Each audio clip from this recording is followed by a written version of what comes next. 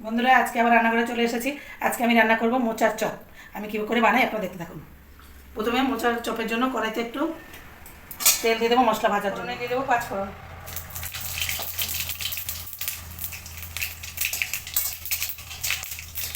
দিয়ে দেবো গ্রেট করে রাখা পেঁয়াজ,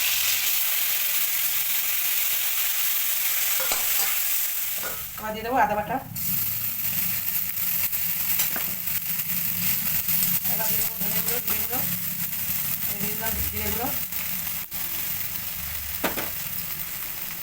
দিয়ে দিচ্ছি ধনে গুঁড়ো,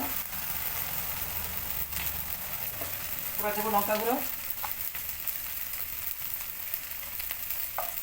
এবার দিয়ে দেবো হলুদ গুঁড়ো, এবার একটু জল দিয়ে দেবো, এবার মশলাটা ভেজে নেব। এর মধ্যে দিয়ে দিচ্ছি কাঁচা লঙ্কা কুচি, এবার দিয়ে দেবো মোচা,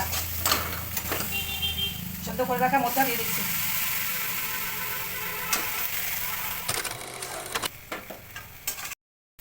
এবার নুনটা দিয়ে দিলাম, এবার দিয়ে দেবো সেদ্ধ করে রাখা আলু,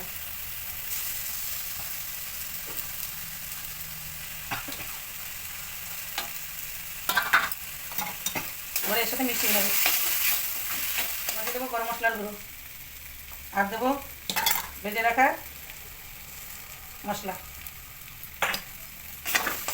এবার মিশিয়ে নেব।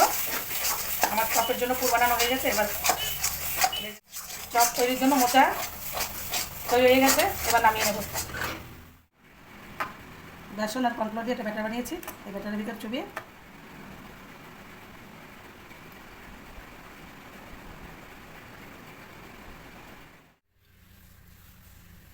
এবার আমি চপের সাইজ দিয়ে দিলাম সবকটাকে, তারপরে গরম তেলে ভেজে নেব।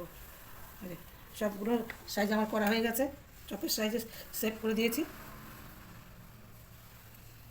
এবার কড়াইতে তেল দিয়ে দেবো, হয়ে গেছে। এবার তেলের ভিতর চপ ছেড়ে দেবো,